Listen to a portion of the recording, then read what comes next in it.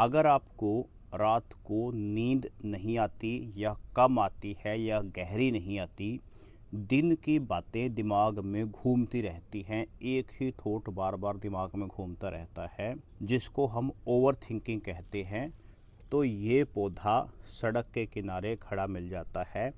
इसकी जड़ का इस्तेमाल किया जाता है और आप देखोगे कि नेचुरल तरीके से आपकी नींद भी गहरी होगी, आपको ओवर थिंकिंग की समस्या भी ख़त्म हो जाएगी और आपका दिमाग ज़्यादा शांत और कंट्रोल्ड होगा। पिछले वीडियो में मैंने ये पौधा सड़क के किनारे खड़ा दिखाया था, तो काफ़ी सारे लोगों ने कहा कि इसके बारे में डिटेल में हमें बताइए।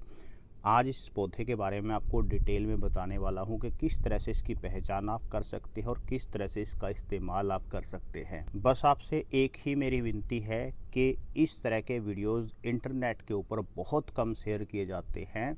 मैं चाहता हूँ कि आप इसको कम से कम 2 लोगों को शेयर करें, ताकि हर भारतीय के पास ये चीज़ें पहुँचे, हर भारतीय अपने आयुर्वेद और सनातन के बारे में जान सके और इंग्लिश दवाइयाँ कम से कम इस्तेमाल करे और नेचुरल तरीके से अपना इलाज कर सके। ये जो पौधा मेरे हाथ में है, इसको हम अश्वगंधा के नाम से जानते हैं। संस्कृत में इसको बहुत जगह पे अश्वगंध लिखा गया है और इसको इंग्लिश में विटेनिया सोमनीफेरा के नाम से जानते हैं। जो भारत की लोकल भाषाएं हैं, उन सभी में भी इसका कुछ ना कुछ नाम है, क्योंकि ये पौधा हमारे चरक संहिता और सुश्रुत संहिता दोनों में वर्णित है और दोनों में इसके फायदे बताए गए हैं और हर भारतीय स्टेट में इसका इस्तेमाल हजारों सालों से होता आया है। इसलिए जो हमारे बुजुर्ग हैं, उन्होंने इसका नामकरण सभी भाषाओं में किया है। अगर मैं इस पौधे की पहचान की बात करूं, ये पौधा आपको झुंड में खड़ा हुआ दिखाई देगा।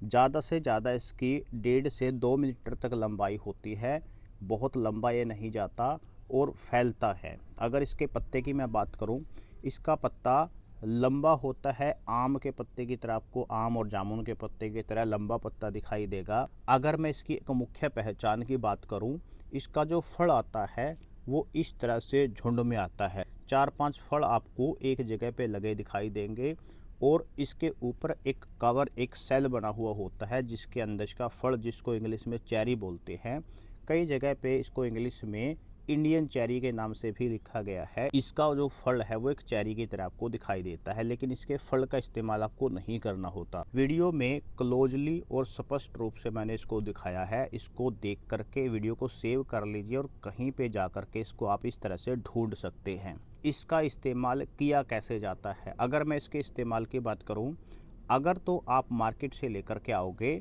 वो क्या करते हैं, इसके पूरे पौधे को पीस करके पाउडर बना करके आपको दे देते हैं। लेकिन जो इसके सबसे ज़्यादा एक्टिव कंपोनेंट होते हैं, जो इसके एल्कलॉइड होते हैं, वो इसकी जड़ के अंदर पाए जाते हैं। अगर आपको कहीं पे सड़क किनारे खड़ा दिखाई दे, इसकी मिट्टी आसपास से निकाल करके इसकी जड़ को खोद लीजिए और इसकी जड़ को अलग करके सुखा लीजिए और उसका पाउडर आप बनाइए।